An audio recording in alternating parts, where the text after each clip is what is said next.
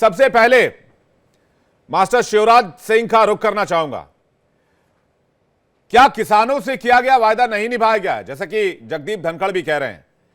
और आखिरकार जगदीप धनखड़ जी को इस मुद्दे को अभी जब पार्लियामेंट सेशन भी है तो इसको पटल पर क्यों लेकर आना पड़ा, मास्टर शिवराज सिंह जी? जी धन्यवाद आपका। सबसे पहले तो मैं बताना चाहता हूं कि किसानों का दुर्भाग्य ये है जी कि जो पार्टी सत्ता में रहती है वो किसानों के साथ लालीपाप देने का काम करती है, और जो पार्टी विपक्ष में रहती है उसे किसानों की याद आती है। और किसानों को हमेशा जब से देश आजाद हुआ है आज तक सौतेली माँ का बेटा समझा जाता रहा है। क्योंकि अभी कल नोएडा में परसों किसान आंदोलन कर रहे थे तो उनको दलित प्रेरणा स्थल पर आश्वासन देकर बिठा दिया गया 7 दिन के लिए, और कल उनको अकस्मात एक साथ धक्का मुक्की करके लात घूसा चला करके गिरफ्तार करके जेल में भेज दिया गया। हालांकि आज उनको रिहा कर दिया गया है। तो इसी प्रकार केंद्र सरकार कर रही है, इसी प्रकार प्रदेश सरकार कर रही है। केंद्र सरकार भी कह रही है कि भाई हम एमएसपी की गारंटी नहीं देंगे, एमएसपी देंगे, एमएसपी बढ़ा देंगे, लेकिन उस पर खरीद हो या ना हो इसकी गारंटी हम नहीं देंगे। और ये जो आंकड़े सरकारी आते हैं, सरकारी जो दुकान होती है गल्ले की, जहां खरीद होती है किसानों की, वहां किसान का माल तो फेल कर दिया जाता है और वही माल ठेकेदारों से पिछले रास्ते से ले लिया जाता है और आंकड़ों में सम्मिलित हो जाता है कि इतने % हमने एमएसपी खरीद ली, जबकि किसान को उसकी फसल का उचित मूल्य नहीं मिल पाता है। आज किसान को लागत मूल्य भी नहीं मिल पा रहा है। उचित मूल्य की लाभकारी मूल्य की तो बात अलग है, लागत बहुत ज्यादा हो गई है, नहीं मिल पा रहा है। इसीलिए किसान घाटे की खेती करता जा रहा है। युवा खेती से मोह भंग हो रहा है युवा पीढ़ी का। युवा पीढ़ी खेती करना नहीं चाहती है। हमारा देश कृषि प्रधान देश कहलाता है। उत्तम खेती, मध्यम बाण, निखिल चाकरी, भीख निदान, ये कहने की बात रह गई है। लेकिन आज देश का अन्नदाता खून के आंसू रो रहा है, चाहे वो प्रदेश में हो चाहे वो केंद्र सरकार की बात हो। कोई भी सरकार किसानों की बात सुनने को तैयार नहीं है। कल जो किसान गिरफ्तार किए थे आंदोलन के बाद, हालांकि आज जेल से रिहा कर दिए हैं, और माननीय मुख्यमंत्री जी ने कमेटी भी गठित कर दी है 5 सदस्यीय। मैं उसका धन्यवाद करता हूं। और उत्तर प्रदेश सरकार से आपके चैनल के माध्यम से ये भी कहना चाहता हूं कि किसान किसी की राजगद्दी नहीं मांगता, किसान तो राजगद्दी देता है। इसकी छोटी छोटी समस्या है, वार्ता के माध्यम से इनको हल कर दिया। जैसे धनखड़ जी कह रहे थे कि आंदोलन कम और वार्ता ज्यादा होनी चाहिए। भाई वार्ता हम जब तो करेंगे जब माननीय मुख्यमंत्री वार्ता बुलाएंगे, माननीय कृषि मंत्री शिवराज चौहान हमें वार्ता पे बुलाएंगे। जबरदस्ती तो वार्ता नहीं की जा सकती किसी से, तो प्यार से हमें वार्ता में बुलाए, हम वार्ता में जाने को तैयार है। ठीक, अगर वार्ता में बुलाया जाएगा तो वार्ता में जाने को तैयार है। लेकिन सबसे बड़ा आंदोलन किसानों को बार बार, सबसे बड़ा सवाल किसानों को बार बार आंदोलन क्यों करना पड़ता है, यही सवाल कल जगदीप धनखड़ ने भी पूछा। और इसी सवाल को लेकर मैं अनंत अमित जी के पास जा रहा हूं, जो कि बीजेपी के प्रवक्ता हमारे साथ। अनंत अमित जी, साल 2016 में एक वायदा किया गया सरकार की तरफ से कि हम किसानों की आय दोगुनी करेंगे, लेकिन अगर अगले 10 साल में किसानों की आय दोगुनी करनी थी तो लगभग 10.5% वार्षिक इजाफा होना चाहिए था। किसानों की आय में 10% का इजाफा। सरकारी आंकड़े बताते हैं कि 2.5 से 3.25% के आसपास आय में किसानों की वृद्धि हुई। तो इस रफ्तार से तो 40 साल लग जाएंगे किसानों की आय डबल करने में। तो क्या सरकार किसानों की आय डबल नहीं कर पाई, इसके लिए सरकार जिम्मेदार है या सरकार की नीतियां जिम्मेदार है? देखिए, जब 2014 में माननीय यशस्वी प्रधानमंत्री नरेंद्र मोदी जी के नेतृत्व में भारतीय जनता पार्टी के केंद्र में सरकार बनी, सरकार गठन होने के बाद मोदी जी की चिंता किसानों को लेकर है। क्योंकि किसान हमारे देश के भगवान के तौर पे मानते हैं हम किसान को, और किसी भी देश की अर्थव्यवस्था की रीढ़ जो होती है वो कृषि होती है, और किसान ही हमारे भगवान होते हैं। माननीय मोदी जी ने कहा 2016 में कि हम किसानों की आय 2022 में दोगुनी करने का लक्ष्य हमने रखा है।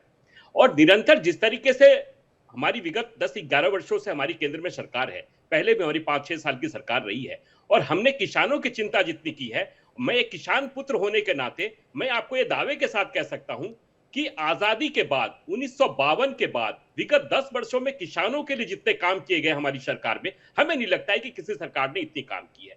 हम 2-3 आपको बताना चाहते हैं। आज हमने किसानों को हर हर महीने 6,000 रुपए देने का लक्ष्य जो रखा है, वो लगातार पूरे देश के किसानों को हम दे रहे हैं। 60 वर्ष से ज्यादा के किसान जो बुजुर्ग किसान हैं, उनको हमने 3,000 रुपए हर महीने देने का लक्ष्य तय किया है, वो भी हम दे रहे हैं। एमएसपी की बात है, जहां पे स्वामीनाथन आयोग की बात है, तो उन तमाम मुद्दों पर हम लगातार बात कर रहे हैं। ये देश जो है कृषि और ऋषि का देश है। ऋषि और कृषि दो ऐसे ऐसे पहलू हैं जो कि किसी भी देश के विकास के लिए बहुत ही महत्वपूर्ण होते हैं। आज जिस तरीके से हमारे किसान भाई आंदोलन कर रहे हैं, हम अपने किसान भाई को यह कहना चाहते हैं कि आप आइए, वार्ता कीजिए। आज लोकसभा में हमारे किसान कृषि राज्य मंत्री ने कहा है कि हम वार्ता के लिए तैयार हैं, आप आइए, वार्ता करेंगे। किसी भी समस्या का समाधान जो है वो वार्ता से हो सकता है और सरकार तत्पर है किसानों की आय दोगुनी करने के लिए। इसके लिए सरकार को किसी भी स्थिति में किसी भी तरीके से जाने के लिए सरकार तत्पर है और सरकार ये मान रही है कि किसान हमारे भगवान हैं और किसानों की आय दोगुनी करने के लिए चाहे जो भी लक्ष्य रखे गए हैं वो निश्चित तौर पे देरी हुई है, लेकिन सरकार इसके लिए कृतबद्ध है और सरकार ये चाहती है कि देश के तमाम किसान, 140 करोड़ आबादी का देश है और हमारा किसान जो है भगवान है और किसान के साथ जाति नहीं होगी। और एक बात मैं बताना चाहता हूं कि देखिए, देश में हर प्रदेश में अलग अलग कृषि का उपज होता है। आप तेलंगाना चले जाइए तो वहां पे अलग किसान हैं, आप दिल्ली आ जाइए तो यहाँ पे अलग है, हरियाणा में अलग है, बिहार में जो खेती की जाती है वो आंध्रा में नहीं की जा सकती है, जो पंजाब में खेती की जाती है वो छत्तीसगढ़ में नहीं की जाती है। तो किसानों की समस्या जो है ये तमाम प्रदेशों में अलग अलग समस्याएं हैं। तो सरकार इन पे तत्पर है और सरकार अपने किसान भाइयों से बात भी कर रही है और सरकार निरंतर इस पे जिस तरीके से, लेकिन हम एक किसान भाइयों को यह भी कहना चाहते हैं कि किसान भाइयों, किसान आंदोलन एक बहुत बड़ा आंदोलन होता है। इसको राजनीतिक रूप देना ये देश के किसानों के लिए और देश के लिए ठीक नहीं है। आप इसको किसी भी राजनीतिक रूप तौर पे इसको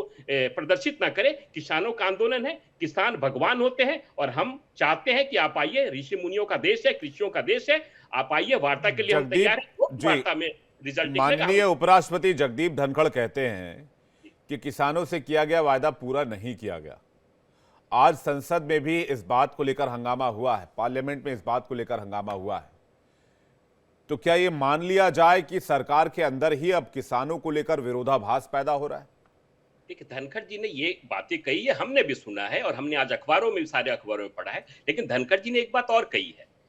आज जिस तरीके से राज्यसभा में कांग्रेस के नेता और तमाम ओपोजिशन के लोग किसान आंदोलन को लेकर, किसान की समस्याओं को लेकर बात कर रहे हैं, मैं आपको आपके ध्यान आकर्षित करना चाहता हूं, पूरे देश की जनता को, आपके चैनल के माध्यम से, कि अगर विपक्षियों को किसान आंदोलन और किसानों की इतनी चिंता होती तो संसद सत्र शुरू होने से पहले 267 एक संविधान के अंदर एक आता है, एक भी प्रश्न किसानों के आंदोलन के संबंधित या किसानों के हित के लिए कोई भी ऑपोजिशन ने राज्यसभा में एक पत्र तक नहीं डाला। यह दूसरी बात।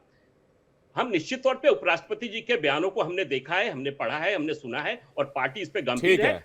बार बार मैं कह रहा हूं कि मतलब आप ये कह रहे हैं कि अनंत जी, 10 साल से आपकी सरकार किसानों की आय आपने डबल करने का वायदा किया था, किसान वृद्धि नहीं कर पाए, तो इस पे विपक्ष दोषी है, विपक्ष को जिम्मेदार ठहराया जाना चाहिए। मैं विपक्ष को दोषी नहीं कह रहा हूं, मैं कह रहा हूं कि सरकार निरंतर कार्य कर रही है और सरकार की कार्य करने की प्रणाली जो है, आपने देखा हो कि जिस तरीके से किसानों का आंदोलन जो चल रहे थे और माननीय प्रधानमंत्री जी के सोच के वजह से ही आंदोलन वापस ले गया और कानून को बदला गया। तो ये कहीं ना कहीं ये दर्शाता है कि प्रधानमंत्री जी एक बार आंदोलन वापस करा सकते हैं, 2 बार करा सकते हैं, बार बार किसान आंदोलन क्यों करते हैं? तो जगदीप धनखड़ पूछ रहे हैं, मैं थोड़ी ना पूछ रहा हूं सर।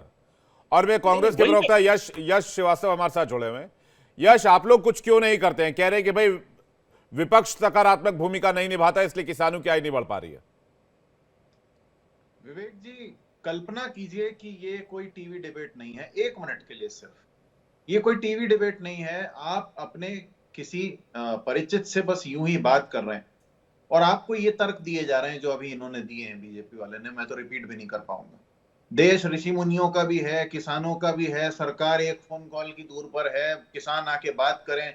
जब किसान राहुल जी से मिलने संसद आते हैं तो उनको घुसने नहीं दिया जाता है, सड़क पे कीलें बिछाई जाती हैं, हाईवे काट के कंटेनर और गड्ढे बना दिए जाते हैं कि किसान अंदर ना आ सके, आंसू गैस छोड़ी जाती है, एसडीएम बोलता है सिर फोड़ देना, स्टील के लठ दिए जाते हैं। कौन बोल रहा है किसानों के बारे में?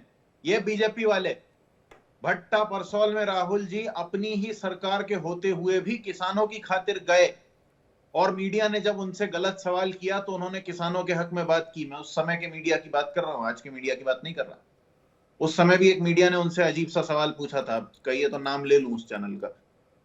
उसके पहले आजादी के बाद हरित क्रांति कौन लाया, किसानों के लिए एमएसपी, किसानों के अधिकार, पंचायती राज, ये सब बातें किसने सोची? बीजेपी आरएसएस वालों ने तो नहीं सोची। आज भी देख लीजिए आप, ये बातें आप सुनते चले जाइए, घंटों नहीं दिनों में बोलते जाएंगे। लेकिन कल जिस समय दिल्ली का पूरा रास्ता सीलबंद किया जा रहा था, उस समय हमारे प्रधानमंत्री जी की फिल्म देखने की फोटो वायरल की जा रही कि फिल्म देख के बड़ा एहसान किया है। सेंस ऑफ प्रायोरिटी यानी कि प्राथमिकताएं तय करने की जो क्षमता है, वो आपको क्या लगती है ऐसे व्यक्ति की? 125-150 करोड़ के देश के प्रधानमंत्री सब काम छोड़ के एक फिल्म देख रहे हैं जो उनके राज्य की एक घटना पर बनी हुई है, और सब कह रहे हैं कि प्रोपेगेंडा है। मैंने नहीं देखी तो मैं पक्के तौर पर नहीं कह सकता, लेकिन किसानों को दिल्ली अगर आके बात करने देना है तो या तो उन्हें आने दीजिए, या फिर उनका आंदोलन इकट्ठा हो उससे पहले आपके सही लोग जाके बात कीजिए। आप कुछ करते नहीं है। जैसे ही किसान अपनी जगह से हटता है, आप फिर लग जाते हैं अपनी प्रचारबाजी में, रील बनाने में, यूट्यूब का बेल आइकन दबवाने में। बताइए ना, इन्होंने क्या किया? तीसरी बार किसान आंदोलन हो रहा है, पिछली बार लोकसभा चुनाव के समय हो रहा था, तब भी हमने कहा था, पूरी कांग्रेस चिल्ला रही थी कि इधर महिला पहलवान है, इधर किसान है, इधर पूरा यूथ है, अनएम्प्लॉयड लोग हैं, बेरोजगार है, गरीब तबका है, किसी की तो सुनिए। लेकिन आपको प्रचार से फुर्सत नहीं। अब आप बताइए, विपक्ष अपनी जिम्मेदारी निभा रहा है। राहुल जी इस समय संभल में है और निश्चित रूप से वो इन किसानों से भी मिलेंगे, जरूर मिलेंगे। संभल में जाने से कौन रोक रहा है? बीजेपी। किसानों को अंदर कौन नहीं आने दे रहा है? बीजेपी। ये विपक्ष रोते रहते हैं तो हट क्यों नहीं जाते कुर्सी से? विपक्ष चला लेगा सरकार। ये अपड़ लोग जो संसद में खड़े होके वो गो कोरोना गो वाला गाना सुनाने वालों को सांसद बनाते हैं, इनसे और कोई उम्मीद नहीं है भारत की जनता को। 75% लोग हमारे प्रधानमंत्री को देखते ही चैनल बदल देते हैं। ये बीजेपी वालों को अपने इल्यूजन से, यानी कि वो जो मृग मरीचिका है इनके दिमाग में, उससे बाहर आना होगा। किसान सड़क पर है, उसकी सुनिए, नहीं तो कुर्सी से हटिए। जी, कर्नाटक और हिमाचल का किसान तो इन दिनों बहुत खुश होगा, आपकी सरकार है वहां। कर्नाटक और हिमाचल का किसान एमएसपी होगी हर फसल पे। कर्नाटक और हिमाचल के किसान के अधिकारों के लिए हम लगातार केंद्र सरकार से लड़ रहे हैं, और कर्नाटक के किसान पर भी एक अत्याचार इन लोगों ने किया है। जब ये पिछली बार कर्नाटक का किसान दिल्ली आ रहा था तो मध्य प्रदेश में उनको रोक के मारपीट की गई। वो किस्सा भी हमारे आपके इस चैनल पर हमने चर्चा की है। यश, खबर तो उल्टी चल रही है। खबर तो देखिए, खबर दो लोग चलाते हैं। सेंट्रल गवर्नमेंट ने कर्नाटका को सोयाबीन एमएसपी पे खरीदने को, कर्नाटका को सेंट्रल गवर्नमेंट ने सोयाबीन एमएसपी पे खरीदने को कहा है। और ये देखिए, बीते 2 महीने सितंबर की खबर मैं आपको बता रहा हूं। नहीं, देखिए, सेंट्रल गवर्नमेंट क्या कहती है इस समय, उसका सच हम आप दोनों जानते हैं। अनधिकृत रूप से जो सच है, जो सबको पता है, वो हम सब जानते हैं। आधिकारिक रूप से झूठ बोलने में बीजेपी माहिर है। यदि सब तरफ किसानों के लिए सरकार काम कर रही है, विपक्ष नहीं काम कर रहा है, तो ऐसा किसान आंदोलन कर्नाटक या हिमाचल में क्यों नहीं दिखता? दिल्ली में क्यों दिखता है? पंजाब, हरियाणा, मध्य प्रदेश, उत्तर प्रदेश के किसान आ रहे हैं।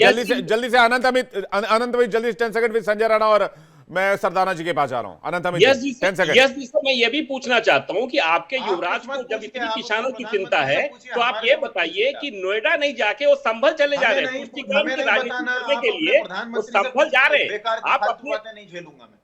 आप 60 वर्षों का आपने राज्य किया, ये बताइए ना किसानों के हित के लिए क्या किया आपने? किसानों के रास्ते में कील बिछाने वालों को मैं बिल्कुल नहीं सुनूंगा। भैया, आप तुष्टीकरण की राजनीति करो, किसानों पे बात करो। आपके युवा क्यों नहीं लेकर चलेंगे किसानों से बात करने के लिए? आपका कोई प्रतिनिधि गया क्या? आप किसानों की हत्या करने वालों, आपने राज्यसभा किसानों की शहादत है आपके मुंह पे, आपके नाम पे नहीं लगाया। आप किसानों का खून पी गए, आपकी धूल नहीं रहेगी। धर्म की राजनीति करनी है, किसानों पे ऑर्डर चलवाई, गर्मी में आपने गोलियां चलवाई, कोई भी काम नहीं है। किसानों को मरवा दिया आपने। 1 साल तक किसान दिल्ली में बैठा रहा, आपके प्रधानमंत्री को फिल्म देखने से फुर्सत नहीं है क्या? अगर किसानों का सूट पहनना है, लेकिन देश का इतिहास काला कर रहे हैं। एक कांग्रेस है, अगर कांग्रेस किसानों के हित में काम रही है महोदय, आज किसानों के मुद्दे पे हम डिबेट नहीं कर रहे होते, हम देश के विकास के लिए बात कर रहे होते, हम किसानों के उन्नति की बात कर रहे होते, हम एमएसपी बढ़ाने की बात कर रहे होते। मजाक नहीं है दुल्हन का भाई होना, सब कुछ तुम्हारे सर पे होता है यार। चाचा चाची को लेने आया हूँ अब। जीता रहे। बेटा तुम सीएनजी गाड़ी लाए, सामान कहाँ रखोगे? चाचा जी, दिल और बूट स्पेस दोनों में बहुत जगह है। हाई सीएनजी डुओ मतलब ड्यूअल सिलेंडर नीचे, पूरी बूट स्पेस ऊपर, यानी स्पेस भी माइलेज भी। High CNG Duo in Hyundai Exter and Grand i10 Nios।